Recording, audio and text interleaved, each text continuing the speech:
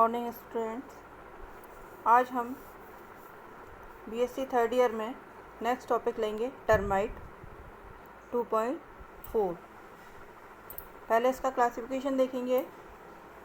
Phylum Arthropoda, class Insecta, order Isoptera, family Termitidae, genus Microtermes, species obesi. पहले इसका habitat आपको बता देती हूँ मैं। दीमक को सामान्यतः सफ़ेद चींटी कहते हैं, वाइट एंट कहते हैं इसको। यह एक सामाजिक कीट है।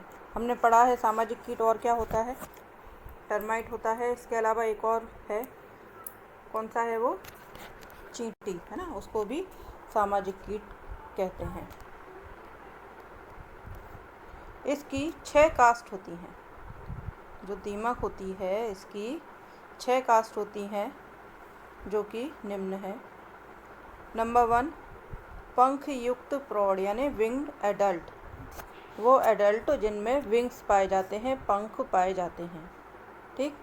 सेकंड है रानी, क्वीन, राजा, किंग और कॉम्प्लीमेंट्री कास्ट। फोर्थ है कॉम्प्लीमेंट्री कास्ट, जिसमें मेल फीमेल दोनों आ जाते हैं। श्रमिक, वर्कर्स और सिपाही सोल्जर्स, ये इसकी 6 कास्ट हैं। दीमक, जिसको सफ़ेद चींटी या वाइट एंट भी कहते हैं, यह एक सामाजिक कीट होता है। इसको 6 कास्ट में डिवाइड किया गया है।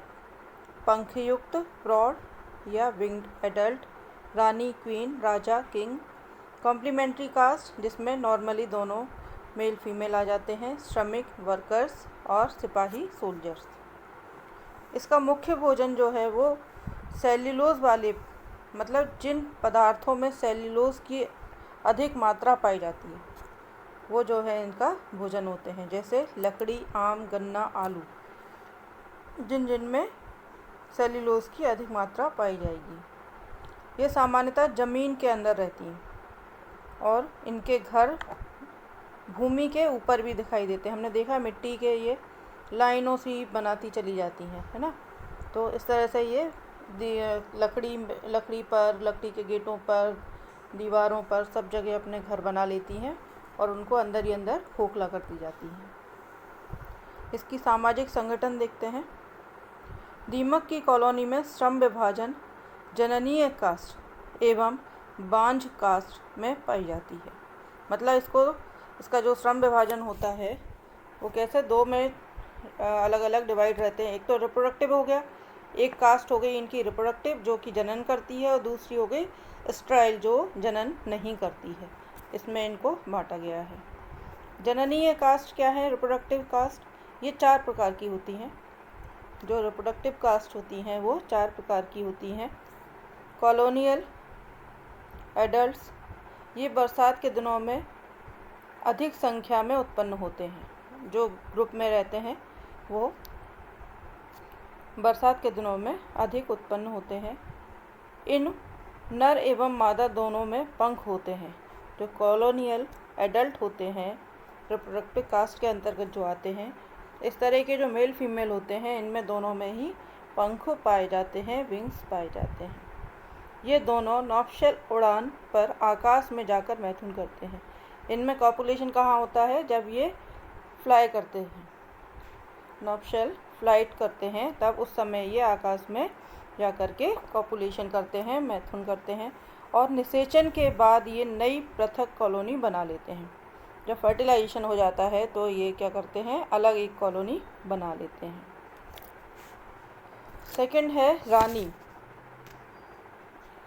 रानी का क्या काम है, रानी या तो इस जोड़े की मादा से बनती है। मतलब कॉलोनियल एडल्ट में जो मेल फीमेल जो आकाश में उड़ते हुए कॉपुलेशन करते हैं और उसके बाद में फर्टाइल होके आगे एग लेइंग वगैरह करते हैं, तो या तो उनमें से कोई रहती है जो कि रानी क्वीन बन जाती है, या फिर ऐसी फीमेल जो क्या करती है, या तो इस जोड़े की मादा से बनती है या फिर कॉलोनी में पंखहीन प्रौढ़ से। मतलब जिनमें विंग नहीं पाए जाते। हमने यहाँ पर ऊपर देखा कॉलोनियल में ये कहा, यहाँ पर क्या था कि दोनों में ही पंख पाए जाते हैं, है ना। और यहाँ पर ये कैसी बन रही है, या तो इनमें से ही एक आ जाती है कॉलोनियल में से ही, और या फिर जिनमें पंख नहीं पाए जाते उनमें से कोई एक आकर के रानी बन जाती है। इसमें रानी की लंबाई जो होती है ये 5 to 7.5 सेंटीमीटर लंबी होती है। रानी का मुख्य कार्य सिर्फ अंडे देने का होता है, ठीक है। रानी का काम होता है अंडे देना, एग लेइंग करना। ये लगभग 24 घंटे में 70,000 से 80,000 अंडे देती है। रानी जो है वो 24 घंटे यानी एक दिन में लगभग 70,000 से 80,000 तक अंडे देती है, और इसका जीवन काल जो है वो 5 से 10 वर्ष का होता है।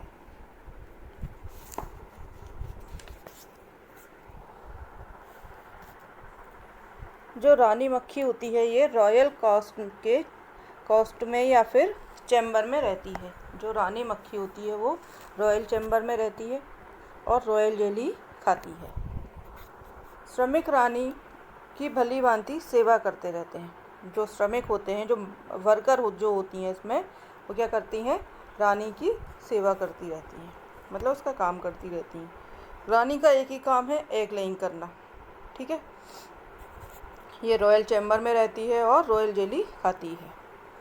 नेक्स्ट है राजा। अभी हमने दो देखे, एक तो कॉलोनियल, इसके बाद है राजा। राजा कॉलोनी का पिता होता है तथा वह रानी के साथ रॉयल चैम्बर में रहता है। रानी रॉयल चैम्बर में रहती है और रॉयल जेली को खाती है, और राजा जो होता है वो भी रानी के साथ में रॉयल चैम्बर में ही रहता है। यह अनिषेचित अंडे से पोषक खुराक खाने के बाद विकसित होता है। इसका भोजन क्या होता है, अनिषेचित अंडे। जो अंडे निषेचित नहीं हो पाते हैं उनको ये भोजन के रूप में ग्रहण करके अपना विकास करता है, डेवलप होता है। ये बार बार रानी को निषेचित करता रहता है, जिससे निषेचित अंडे पैदा हों और वे विकसित होकर श्रमिकों तथा अन्य कास्ट को जन्म दें। राजा का जीवन रानी से कम होता है, मतलब रानी अधिक जीती है और राजा कम। अतः कॉलोनी का राजा बार बार बदलता रहता है, क्योंकि इसका जीवन काल कम होता है, इसलिए ये राजा जो होते हैं वो चेंज होते रहते हैं। नेक्स्ट है कॉम्प्लीमेंट्री कास्ट। इसमें मेल और फीमेल, नर एवं मादा दोनों सम्मिलित होते हैं, मैंने आपको स्टार्टिंग में भी बताया था। तथा आपातकाल में ये विशेष खुराक ग्रहण करने के पश्चात अपने जननांगों को सक्रिय करके रानी या राजा की भांति कार्य कर सकते हैं। मतलब आपातकाल से मतलब जिस समय राजा और रानी दोनों में से कोई भी नहीं होते हैं, उस समय जो बाकी के रहते हैं वो क्या करते हैं, कुछ विशेष प्रकार की खुराक को ग्रहण करके अपने जो रिप्रोडक्टिव ऑर्गन होते हैं उनको एक्टिव करके राजा या रानी की तरह काम करने लगते हैं। इस प्रकार ये कॉलोनी की आवश्यकता को पूरा करते हैं, और इनको श्रमिक जो होते हैं, जो वर्कर होते हैं, वो निर्देशित करते हैं, गाइड करते हैं। नेक्स्ट है स्टेराइल कास्ट। अभी हम क्या देख रहे थे, रिप्रोडक्टिव कास्ट, अब है स्टेराइल कास्ट, बांझ कास्ट। इसमें के अंतर्गत कौन कौन से आते हैं, श्रमिक और सिपाही, मतलब वर्कर और सोल्जर, ये आएंगे स्टेराइल कास्ट में। इसमें है वर्कर क्या होते हैं, श्रमिक निषेचित अंडों से विकसित होते हैं। जो वर्कर होते हैं ये फर्टिलाइज्ड एग से बनते हैं। इनके मैंडिबल्स भली भांति विकसित होते हैं ताकि ये लकड़ी को आसानी से खा सकें। श्रमिकों के भोजन में सेल्यूलोज युक्त वस्तुएं होती हैं। ये जिस तरह का भोजन ग्रहण करते हैं उनमें क्या होता है, सेल्यूलोज की मात्रा अधिक होती है, जैसे लकड़ी, गन्ना, कागज़, पुस्तकें आदि। एक जटिल कॉलोनी की प्रजनन एवं सुरक्षा के अतिरिक्त सभी जिम्मेदारियां शैतान श्रमिकों द्वारा पूर्ण की जाती हैं। दीमक के श्रमिकों द्वारा ही विभिन्न वस्तुओं का विनाश किया जाता है। ये हो गए वर्कर्स। अब सिपाहियों का क्या काम है, ये अनिषेचित अंडों से विकसित होते हैं। जो वर्कर्स थे, श्रमिक थे, वो किससे बने थे? निषेचित अंडों से। और सिपाही किससे बनेंगे? अनिषेचित अंडों से विकसित होते हैं, डेवलप होते हैं। इनका सिर बड़ा तथा मैंडिबल अत्यधिक काइटिन युक्त हंसिए के आकार का होता है। इनका जो मैंडिबल होता है वो कैसा होता है? हंसिए के आकार का। देखिए मैं यहाँ पे आपको बता देती हूँ।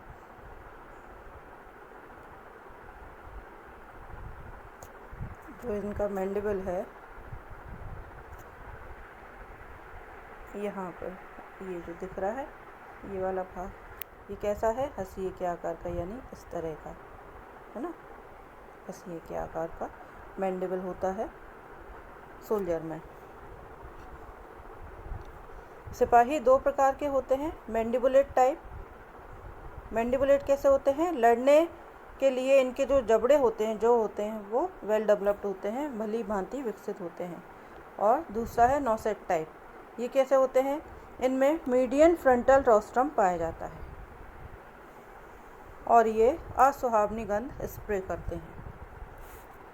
ये हो गया इनका कास्ट कंप्लीट हो गई। कौन कौन सी थी? कितनी कास्ट थी पहले तो? इसमें 6। कौन कौन सी थी? एक तो रिप्रोडक्टिव में आ जाएंगे। रिप्रोडक्टिव में कौन कौन सा था? कॉलोनियल, एडल्ट, क्वीन, किंग और कम्प्लीमेंट्री। इसके बाद 2 आ जाएंगी एस्ट्रॉयल कास्ट में, वर्कर और सोल्जर। इस तरह से टोटल 6 इसमें पाए जाते हैं। अब आगे है इनकी लाइफ साइकिल। दीमक का जीवन चक्र, लाइफ साइकिल ऑफ टर्माइट। अनेक एडल्ट का समूह हवा में उड़ता है। इनमें क्या होता है? तो मेल फीमेल होता है, इनका ग्रुप हवा में उड़ता रहता है और उसी समय इनमें कॉपुलेशन होता है। हमने पहले भी पढ़ा था कि जब विंग वाले जो मेल फीमेल थे वो दोनों क्या आकाश में उड़ते समय मैथुन की क्रिया करते हैं और फर्टिलाइजेशन करते हैं। तो हवा में उड़ते समय मैथुन करते हैं।